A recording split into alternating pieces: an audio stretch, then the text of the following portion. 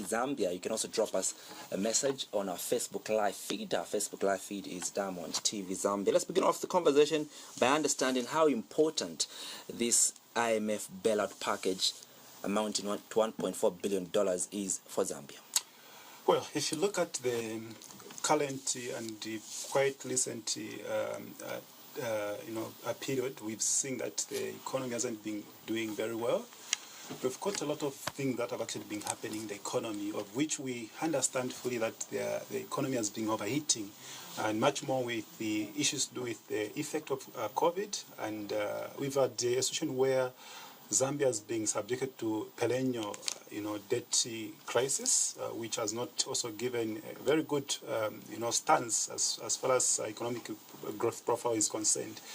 So the issue to do with the IMF coming on board to actually act as a panacea to our current economic challenges or situation actually is something that is imperative, and also obviously it's one thing that one can recommend, considering also the political office of most of the political players in the economy. If it wasn't for the case of a short length of political office, I think we can go the natural way and we'll be able to, argument some of the challenges that we have actually been having. But considering what is obtaining and also what need to be done, as per mandate of maybe a political office bearers, I think the IMF goes or comes in to be a model for us to see the growth in the economy.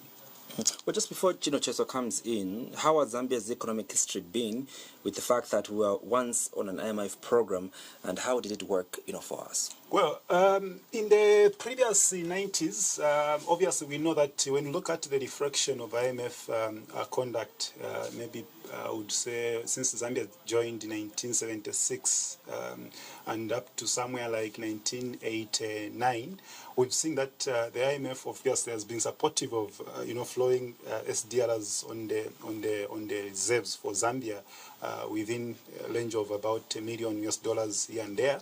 But obviously, at some point, there was an outcry. If you remember, maybe time of KK around 1989, where there was an outcry. People actually were saying it was not good for us to have a structural adjustment policies, which later on came to be enforced during the time of Frederick Chiluba. But obviously, when you look at the whole composition of what IMF does or has been doing to countries like Zambia and even other countries, I think they just come to cement some of the economic,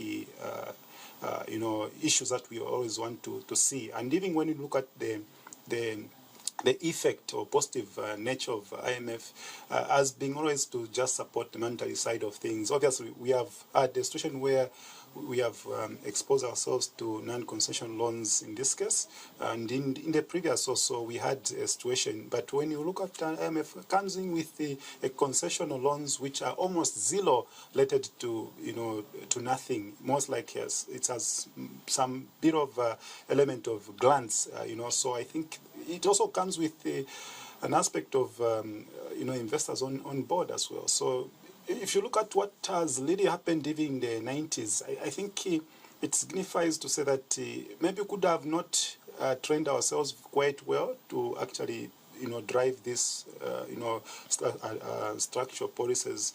But obviously, if you also look at where we are today, I think we can do much better, considering that we are now knowledgeable and